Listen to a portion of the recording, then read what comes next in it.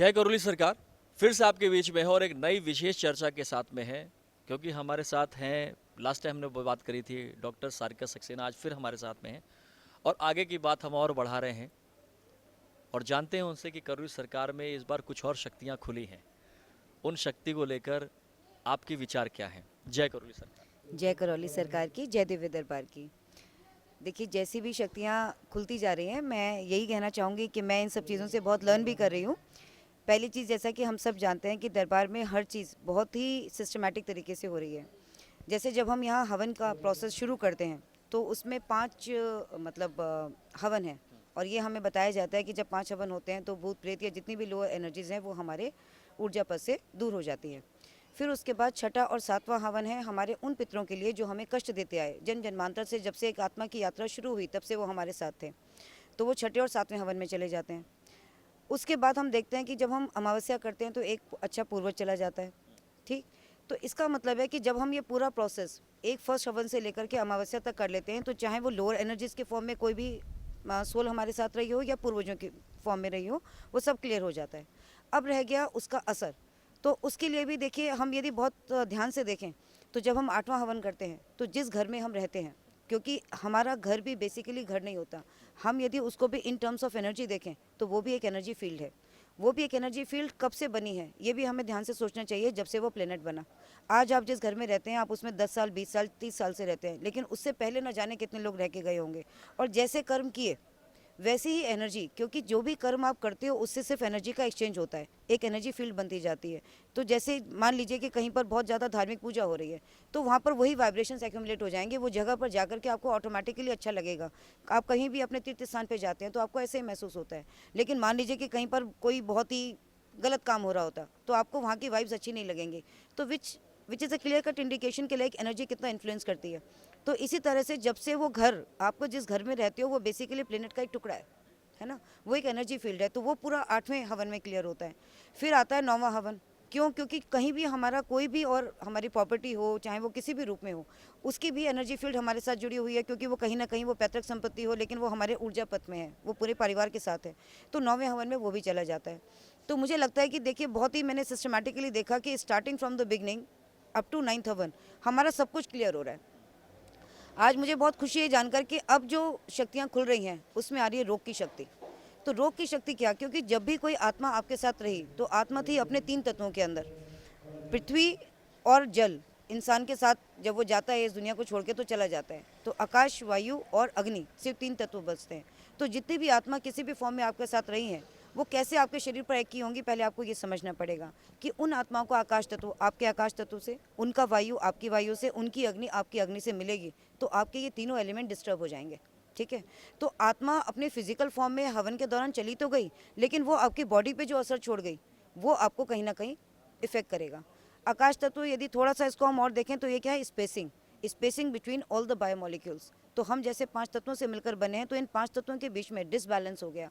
और हम कहते हैं बहुत सारे पैरामीटर्स हैं, जैसे किसी भी बायोमोलिक्यूल देखें, जितना भी डिस्टेंस है वो आपका आकाश तत्व ही है। और जिस तरह से आकाश तत्व क्रिएशन में काम कर रहा है उसी तरह से आकाश तत्व आपकी बॉडी में भी काम कर रहा है। जैसे हम कहते हैं कि मतलब शून्य से मैटर का निर्माण हुआ, तो वही शून्य आपके शरीर में भी आकाश तत्व है। यदि आपके शरीर से आकाश तत्व डिस्टर्ब हो गया तो आपके बायोमोलिकुलर स्ट्रक्चर, पूरा सेल की फंक्शनिंग, सब कुछ डिस्टर्ब हो जाएगा।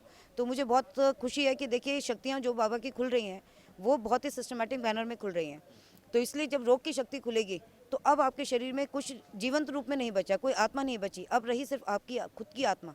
और उसके साथ रोगों की शक्ति जब मिल जाएगी तो आपके रोगों की हीलिंग बहुत ही फास्ट होगी। दूसरा रहा ग्रह नक्षत्र, क्योंकि हर इंसान कहीं ना कहीं जब आत्मा ने अपनी जर्नी शुरू करी तो उसका कहीं ना कहीं एक पूरा, एक हम कहते हैं कि पूरा ब्यौरा उसकी कुंडली के अंदर है।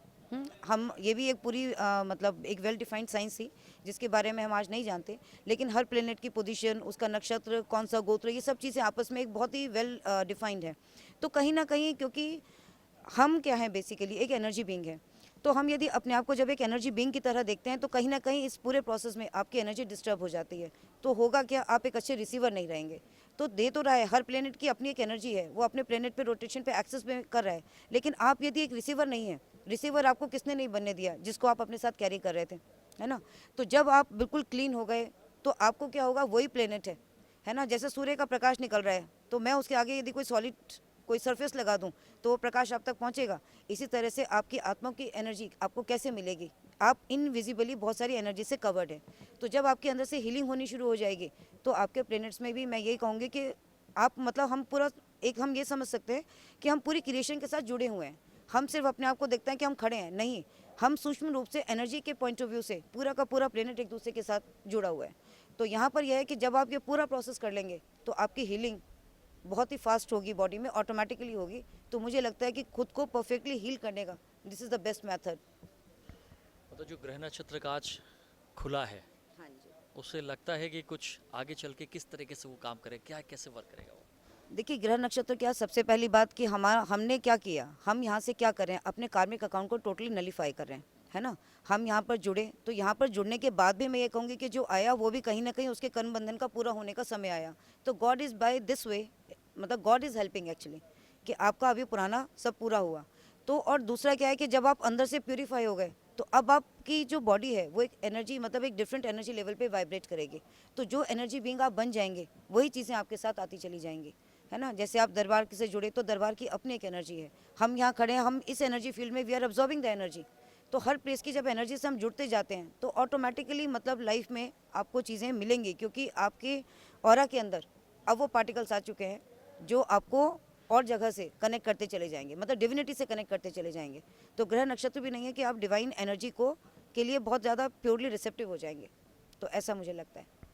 आपका कोई सवाल हो जो आप गुरुजी से जानना चाहते हैं या कोई जानकारी चाहते हैं तो कृपया इस नंबर पर व्हाट्सएप करें।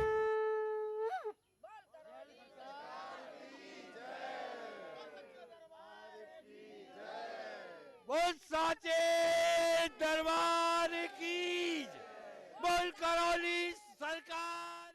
NW24 यूट्यूब चैनल को देखें और सब्सक्राइब करें, जिससे आप तक सभी वीडियो और जानकारी पहुंच सके।